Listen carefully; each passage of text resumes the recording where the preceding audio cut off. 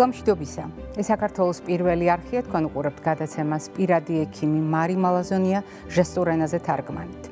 ამერიკის ნევროლოგთა აკადემიის გამოცემაში ნევროლოჯი გამოქვეყნდა ძალიან მნიშვნელოვანი კვლევა, რომელიც დარწმუნებული ვარ ძალიან ბევრ ადამიანს ჩააფიქრებს. რატო? სწორედ კვლევის ავტორები მიუთითებენ იმ საოცარ ასოციაციაზე, რომელიც შეიძლება ბევრ ადამიანს შეეხოს დღეს რეალობაში. ერთი მარტივი მიზეზის გამო ისინი აკვირდებოდნენ 733 ქალბატონს 5 წლის განმავლობაში. და ისინი აკვირდებოდნენ მაგალითად დღის განმავლობაში ძილიანობა როგორ არის დაკავშირებული მეხსიერებასთან. უფრო მეტიც ისინი დააკვირდნენ და აღმოაჩინეს, რომ სწორედ იმ ქალბატონებში, სადაც დღის განმავლობაში ძილიანობა სისტემატურად ფიქსირდებოდა, დადგინდა დემენციის მაღალი რისკი ან უკვე არსებული დემენცია. რაზე მიუთითებს ეს შედეგი?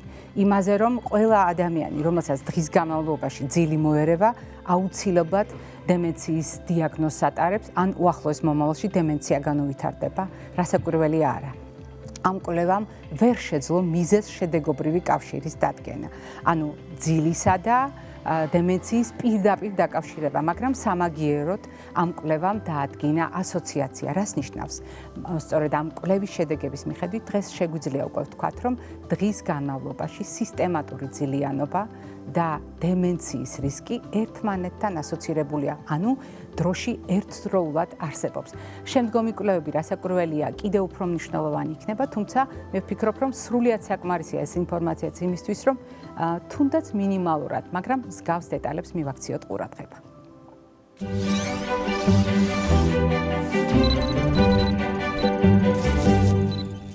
როდესაც შემეცნებაზე ვსაუბრობთ, ძალიან ხშირად გაიგონებთ ფრაზას, რომ ოპერაციის მერე, ნარკოზის მერე რაღაცები მავიწყდება. არის თუ არა ეს საყურადღებო მდგომარეობა და საერთოდ არის თუ არა ერთმანეთთან დაკავშირებული, მაგალითად ჩვენი შემეცნება და გადატანილი ნარკოზი.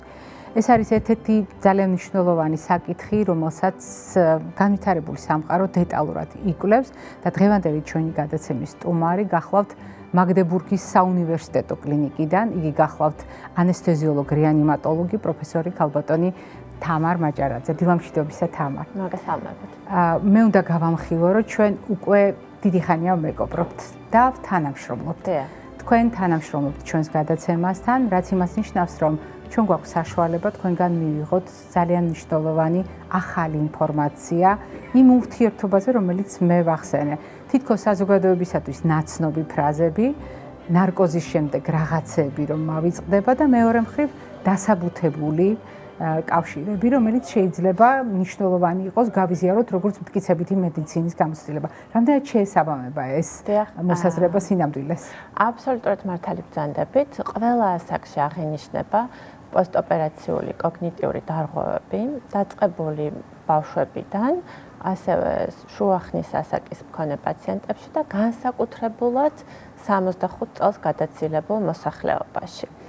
სხვადასხვა ტიპით გამომჟღავნდება ხოლმე, არის მწვავე ფორმა, რომელსაც დელირიუმს ვუწოდებთ და ძირითადი კლასიფიკაციის მიხედვით არის 3 სახის, რომელიც არის ჰიპერაქტიული ფორმა, ჰიპოაქტიური ფორმა და შერეული ფორმა. ეს რო განვმარტოთ, რას ნიშნავს ეს? მოვლენა უნდა ვთქვათ, რომ ჰიპერაქტიული ფორმის დროს პაციენტს აღენიშნება აგზნება, უნდა რომ ყველაფერი, ასე ვთქვათ, მოიგლიჯოს მის ორგანიზმზე, რაც არის დამაგრებული ნემსი, იქნება ეს მონიტორინგის აპარატი თუ ასე შემდეგ. გადახდის სისტემა უნდა რომ ყველაფერი მოიცილოს და არის ძალიან აჟიტირებული. მეორე ფორმის დროს, რომელიც არის ჰიპოაქტიური, ამ დროს პირიქით პაციენტი თითქოს კონტაქტშიც კი არ შემოდის ჩვენთან და არ უნდა ჩვენთან საუბარი და არის თავისთვის და უფრო იმ მძინარე ფორმაში აღინიშნება ეს ხშირად და მესამე ფორმა, როდესაც ხდება ამ ორი მოვლენის მონაცვლეობა დღე-ღამის ნებისმიერ დროს. სამწუხაროდ ჩვენ ვერ განსაზღვრავთ, რა დროს ხდება ეს გამოვლინება, უბრალოდ დაკვირვებით აღნიშნავთ ხოლმე. რამდენი ხანი გრძელდება ეს შეგვიძლია განსაზღვროს?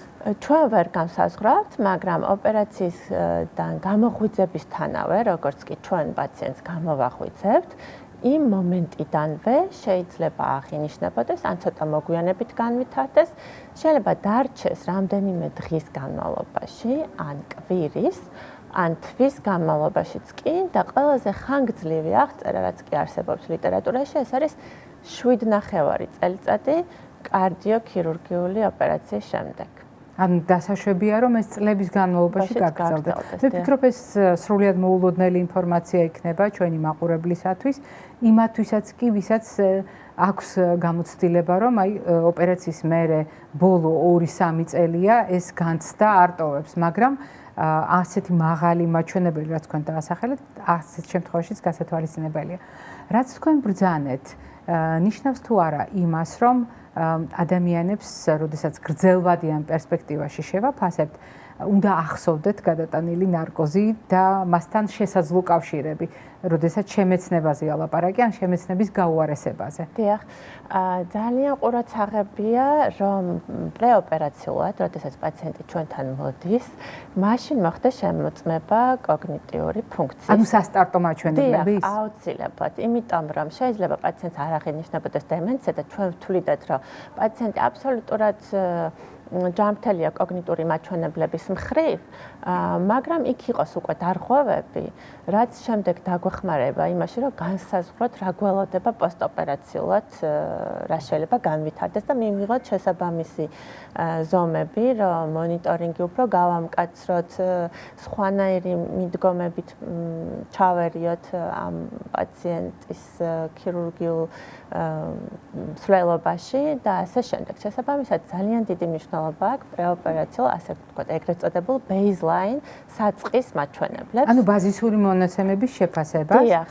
ანუ საიდან ვიწყებთ ათვლას? საიდან ვიწყებთ ათვლას? და რისკებიც იქვე განისაზღვრება. აბსოლუტურად. რა შემდეგ ვიყოთ, ასე ვთქვათ, უფრო მომზადებულები მზადყოფნაში ამ საკითხის მოვლისათვის. მაგრამ ხანდახან არის ისეთი შემთხვევები, რომ ჩვენც უძლურები ვართ. ყურადღების მიღებად დაგვრჩეს, ხო? გამოგვეპაროს ამას გულისხმობ. არა, როდესაც ჩვენ მკურნალობთ, მაგრამ არ აღმოიფხრას. დიახ.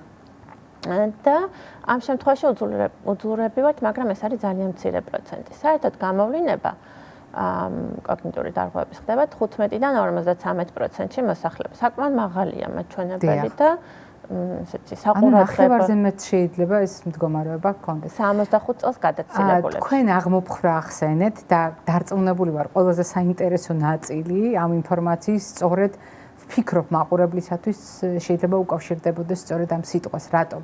იმიტომ რომ ერთია აუცილებელი საჭიროება ოპერაციული ჩარევის და სამწუხაროდ ამას არის მდგომარეობები, როდესაც ვერ ავიდებ თავიდან. თუ ოპერაციული ჩარევა მაშინ კონკრეტული ნივთიერებების გამოყენება ხდება და ნარკოზი არის ასეთივე რეალობა, მაგრამ თუ აღმოფხრაზე ვსაუბრობთ, შესაძლებლობა, თქვენ ბრძანეთ, რომ 50%-ზე მეტ შეიძლება ჰქონდეს მსგავსი პრობლემა. აღმოფხრის თვალსაზრისით როგორია სურათი? საბოლოოდ დაიძლება ეს ყველაფერი? ძალიან მცირე რაოდენობაში შეიძლება უძლურები აღმოჩნდეთ, მაგრამ უმეტეს შემთხვევაში დაძლევადია ეს. ამას მკურნალობა ჭირდება? მკურნალობა სავალდებულოა. სავალდებულო მკურნალობას ვიწყებთ ჩვენ, ანესთეზიოლოგები. თუ ვერ-ვერევით, შემდეგ ვრთავთ ხოლმე ნევროლოგებს, ფსიქიატრებსაც, იმიტომ რომ შეიძლება ჰალუცინაციებით დაერთოს დელირიუმს და იყოს დეპერსონალიზაცია და დერეალიზაციის სიმპტომებიც კი შეიძლება წარმოიქმნას ამ დროს და მაშინ ვუხმობთ ხოლმე ფსიქიატრებსაც და ასევე ნეიროფსიქოლოგები. ასე ვთქვათ, გუნდური მუშაობა მიმდინარეობს. ეს ხდება მაგდებურგის საუნივერსიტეტო კლინიკაში. როგორ ვიზიარებთ? მე გულისხმობ საქართველოს ჩვენ ვიზიარებთ ასეთივე სქემას. გვინდა რომ დავნერგოთ, იმიტომ რომ არ იყო ქართულ ენაზე ეს ტესტები, რითაც შეგვიძლია რომ შევაფასოთ. ეს პაციენტები გავაკეთეთ თარგმანი, ვალიდაცია და ეხლა გვინდა რომ გამოვიყენოთ მთელ პოპულაციაში. ეს ძალიან კარგი ინფორმაცია, იმიტომ რომ როდესაც ჩვენ რაღაც მიღწევაზე ვსაუბრობთ ხოლმე, ძალიან წდება გული თუ საზოგადოებისათვის ეს რჩება შორეულ მოვლენად და ხელმიუწვდომელ მოვლენად, თუმცა რაზედაც ხეს ვსაუბრობთ, რომ შეგვიძლია ბოლომდე თუ არა თითქმის დავამარცხოთ ნარკოზის უსიამოვნო გავლენა შემეცნებაზე, ეს რეალობაა უკვე და განხორციელებადია. მოკლე კითხვა და მოკლე პასუხი თამარ. როდესაც ჩვენ საუბრობთ რისკებზე, თქვენ ბრძანეთ, რომ საკმაოდ დიდ ჯგუფს შეიძლება მსგავსი მდგომარეობა ჰქონდეს, მაგრამ არის თუ არა ასაკობრივი თავისებურება აქ? თვალშისაცემი არის თუ არა, მაგალითად, რაღაც კონკრეტული ჯგუფი ადამიანებისაც, როდესაც მეტია მსგავსი მოვლენების რისკი? დიახ.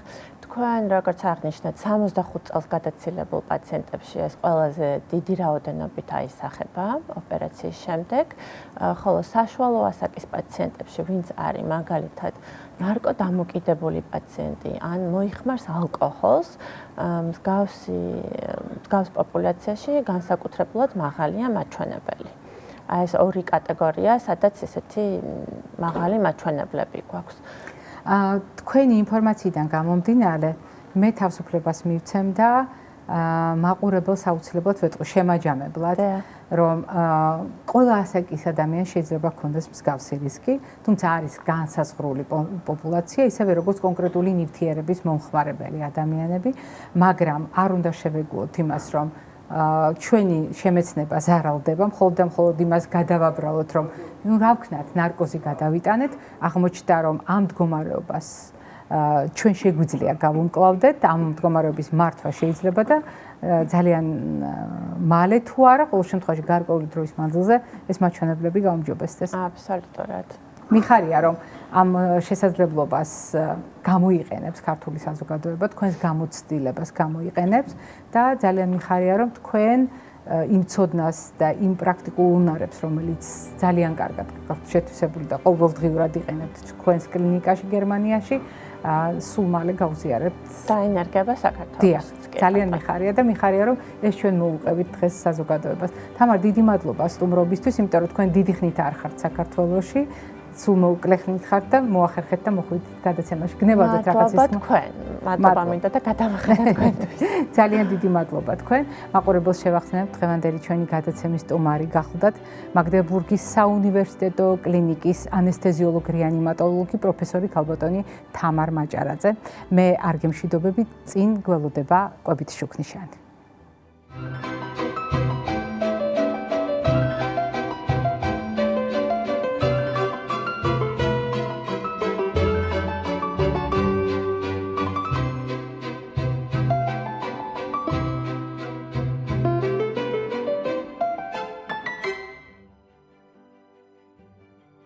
როდესაც რაღაც პრობლემა გვაწუხებს, ჩვენ ყოველთვის ვეძებთ ჯადოსნურ საშუალებას. ერთ უნივერსალურ შესაძლებლობას, რომელიც ერთბაშად გადაგვიჭრის ამ პრობლემას. მაგრამ კვებაში ასეთი საოცარი რეცეპტები არ არსებობს და ჩვენ უკვე დიდი ხანია შევთანხმდით, რომ არ არსებობს უნივერსალურად ყველასათვის სარგო კვებითი მოდელი და არ არსებობს ერთი ჯადოსნური საკვები პროდუქტი, რომელიც ყველა პრობლემას აგვარიდებს თავიდან ან ყველა პრობლემის გადაჭრაში დაგვეხმარება. სამაგიეროდ ყოველთვის გვაქვს ძიების სურვილი და კითხვა, რა შეიძლება მივირთვათ მაგალითად მეხსიერების გასაუმჯობესებლად? რა შეიძლება მივირთვათ ჩვენი შემეცნების უნარის, ანუ კოგნიტური უნარის გაუმჯობესებისათვის? უამრავი პუბლიკაცია ქვეყნდება და უამრავი სენსაციური ფაქტი შეიძლება ამოიკითხოთ ყოველდღიურად სხვადასხვა საინფორმაციო ნაკადში და ეს ბუნებრივიც არის, იმიტომ რომ ადამიანს ამგვარი წადილი ცხადია აქვს. მაგრამ არის თუ არა დადგენილი ერთადერთი უნივერსალური საკვები ნივთიერება, რომელსაც მართლაც შეუძლია შეგვინარჩუნოს და გაგვიუმჯობესოს შემეცნების უნარი. სამწუხაროდ ასეთი ერთი საკვები ნივთიერება არ არის დადგენილი, თუმცა დადგენილია მდგომარეობა, რომელსაც ქვია უკმარისობა. დიახ, უკმარისობა ეს არის ის განსაკუთრებული მდგომარეობა, რომელიც როგორც ქოლგა აერთიანებს სხვადასხვა საკვები ნივთიერების ნაკლებობას. ეს ეხება როგორც ცილების, ცხიმების, ნახშირწყლების უკმარისობას, ასევე მინერალების, ვიტამინების და სხვა ბიოლოგიურად აქტიური საკვები ნივთიერებების. თითოეულ მათგანს აქვს განსაკუთრებული როლი იმ საკითხებთან დაკავშირებით, რასაც ქვია შემეცნება, მაგრამ მე დღეს ზოგიერთ მათგანს ჩამოვთვლი. ეს არის მაგალითად ცილის ნაკლებობა. ეს გახლავთ ცხიმოვანი მჟავების ნაკლებობა, განსაკუთრებით უჯერი ცხიმოვანი მჟავების ნაკლებობა, ომეგა-3-ის ნაკლებობა. ძალიან მნიშვნელოვანი კომპონენტი შემეცნებისათვის არის ისეთი ანტიდამჟანგავები, ანტიოქსიდანტები, როგორიც არის E ვიტამინი, C ვიტამინი, A ვიტამინი. აუცილებლად უნდა გავითვალისწინოთ შემეცნებაში თქვენ წარმოიდგინეთ D ვიტამინის როლი. ისეთი მინერალები, როგორიც არის მაგალითად თუთია, როგორიც გახლავთ რკინა, როგორიც გახლავთ იოდი და აღარაფერს ვამბობ ვიტამინების ჯგუფებზე, მათ შორის B ჯგუფის ვიტამინებზე. როგორც დარწმუნდით, სია საკმაოდ გრძელია და ნუსხა პრაქტიკულად უსაშველოდ გრძელია, როდესაც საუბრობთ შემეცნების გაუმჯობესებაზე, ამიტომ თავარი გზავნილი დღევანდელი ჩემი იქნება სწორედ ჯადოსნური სიტყვა უკმარისობა, რომელიც ყველა საჭირო ნივთიერების ნაკლებობას გულისხმობს და რომლის არსებობის შემთხვევაში, მით უფრო ხანგრძლივი არსებობის შემთხვევაში ერთ-ერთი თავარი რაც ზარალდება, ეს არის ჩვენი მეხსიერება, ჩვენი დასწავლის უნარი, ჩვენი შემეცნების უნარი. ამიტომ თუ ჩვენ არასაკმარის ნაკლებობაზე ვსაუბრობთ, რასაკვირველია, მას შეიძლება ჰქონდეს უამრავი გამოვლინება და მას შეიძლება ბევრი შედეგი მოჰყვეს გულის ჯანმრთელობის მხრივ, ღვიძლის ჯანმრთელობის მხრივ, კუნთებისა და ძვლების ჯანმრთელობის მხრივ, მაგრამ არ უნდა დაგვავიწყდეს ისეთი მნიშვნელოვანი ფაქტორი, რომელიც ჩვენს არსებობას, ჩვენს ვინაობას განსაზღვრავს, ეს არის ჩვენი შემეცნების უნარი და არასაკმარისი საკვებობის შემთხვევაში ერთ-ერთი პირველი სამიზნე სწორედ ჩვენი შემეცნება ხდება, ამიტომ ბალანსირებული, სწორი, მრავალფეროვანი, ანუ ფერადი პროდუქტებით შევსებული საკვები არის ის გასაღები, რომელიც ამგვარი პრობლემების თავიდან აცილებაში გვეხმარება ასაკის მიუხედავად. ეს იყო დღევანდელი ჩვენი რეკომენდაციები, მე ამით გემშვიდობებით ჯანმრთელობას და დღეგრძელობას გისურვებთ.